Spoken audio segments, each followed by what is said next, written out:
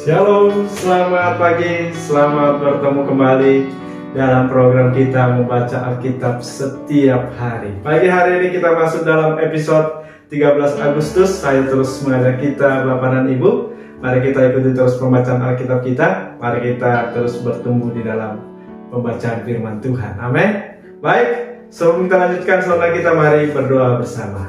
Bapak yang baik, terima kasih untuk pagi hari ini, hari yang baru bagi kami. Bapak, sebentar kami mau mendengarkan firman-Mu, Roh Kudus memimpin kami. Kiranya firman Tuhan memberkati kami. Di dalam Yesus Kristus kami berdoa, haleluya, amin. Tema kita pagi hari ini, menguasai diri menurut ukuran iman. Menguasai diri menurut ukuran iman. Saya bacakan dari kitab Roma, pasal yang ke-12 ayatnya yang ketiga.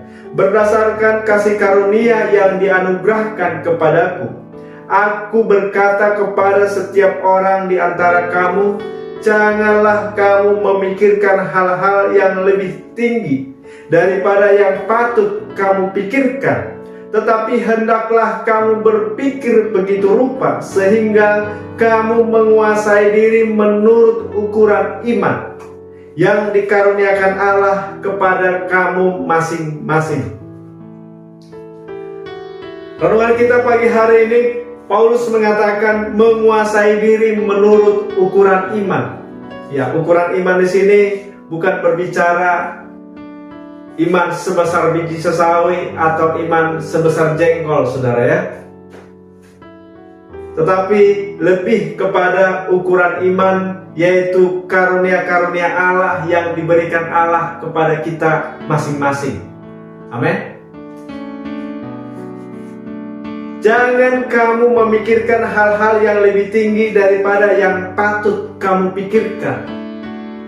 Yang keempat dikatakan, sebab sama seperti pada satu tubuh kita mempunyai banyak anggota, tetapi tidak semua anggota itu mempunyai tugas yang sama. Jadi saudara, diibaratkan gereja itu seperti tubuh. Ya, tubuh ini ada banyak anggota tubuh. Ada kaki, tangan, telinga, dan lain sebagainya. Saudaraku yang dikasihi Tuhan, kalau kita dikaruniakan sebagai tangan, berpikirlah apa yang bisa dikerjakan dengan tangan. Kalau kita dikaruniakan sebagai kaki, berpikirlah apa yang bisa kita kerjakan dengan kaki. Nah, kurang lebih seperti itulah maksudnya, saudara ya. Hendaklah kamu berpikir begitu rupa sehingga kamu menguasai diri menurut ukuran iman. Menguasai diri menurut ukuran iman. Kalau kita dikaruniakan untuk menginjili orang, saya pikir saudara tidak perlu kita berpikir menjadi dosen di sekolah Alkitab. Amin. Bagaimana kita mengetahui karunia yang kita miliki? Yesus ada memberikan 5 karunia, atau sering disebut juga karunia kepemimpinan kepada gereja. Ada yang disebut dengan rasul, yaitu tugas rasul ini menjaga gereja dari pengajaran-pengajaran palsu dan praktek-prakteknya, begitu saudara ya. Nah, inilah tugas rasul. Ada juga Yesus mengaruniakan sebagai nabi, yaitu nabi ini untuk membimbing gereja dalam penginjilan. Ada disebut sebagai penginjil, yaitu tugasnya mempersatukan orang-orang yang tidak percaya melalui penyampaian firman Tuhan. Dan juga ada sebagai gembala atau sebagai pendeta. Ya, gembala ini tugasnya untuk menumbuhkan supaya orang-orang percaya ini boleh bertumbuh makin dewasa rohani. Ada disebut guru sebagai pengajar. Dan masing-masing ini saudara punya tugas-tugas yang berbeda. Jadi saudara, bagaimana kita mengetahui karunia kita? Kalau saya, saudara, bagaimana saya mengetahui karunia saya? Ya, saya merasa enjoy sebagai gembala. Saya merasa panggilan saya sebagai gembala. Ya. Jadi di mana kita enjoy, saudara? Jadi ada yang memang yang suka mengajar, yang mungkin sebagai dosen. Ya.